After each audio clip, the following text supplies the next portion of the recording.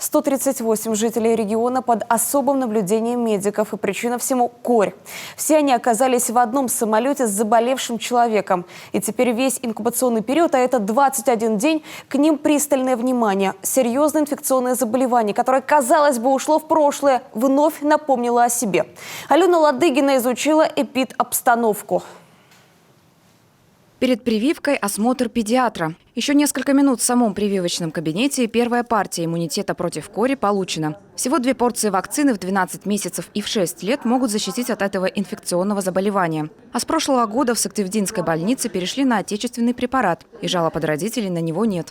Прививка переносится прекрасно. Если раньше у нас было, так сказать, в годик 2 укольчика, краснуха отдельно и корь у нас шла с эпидпаратитом, то есть это было ребенку в годик сделать 2 укольчика за один раз, то сейчас это одна вакцина. Впрочем, нет ничего вечного, добавляют врачи. И раз в 15 лет советуют проверять иммунный статус против кори. Если антител немного, нужно сделать ревакцинацию. Ее никогда не пропускают медработники. Они в особой зоне риска. Последний случай кори в Коми зафиксировали в 2014 году. Тогда инфекцию привезли из южного региона страны. Оперативные эпидемиологические мероприятия помогли избежать вспышки заболевания.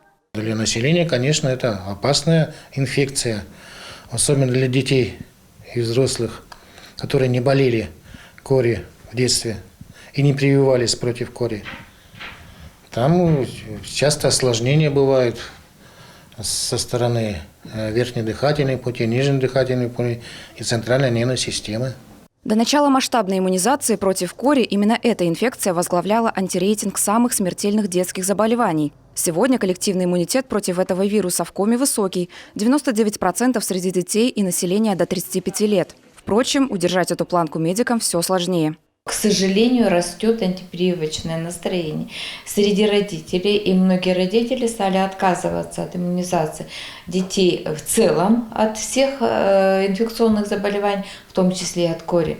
И у нас среди детей более 2000 на сегодня не имеют прививок против кори. И это, конечно, настораживает. И, значит, конечно, среди данной категории могут быть случаи заболевания.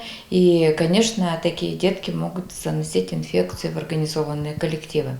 150 случаев заболевания кори в 6 регионах страны за последние 2 месяца. И это только начало, пессимистично констатируют медики. Сейчас в республике под наблюдением врачей 138 человек. Все они просто оказались в одном самолете, заболевшим корью. Роспотребнадзор готов запустить подчищающую иммунизацию.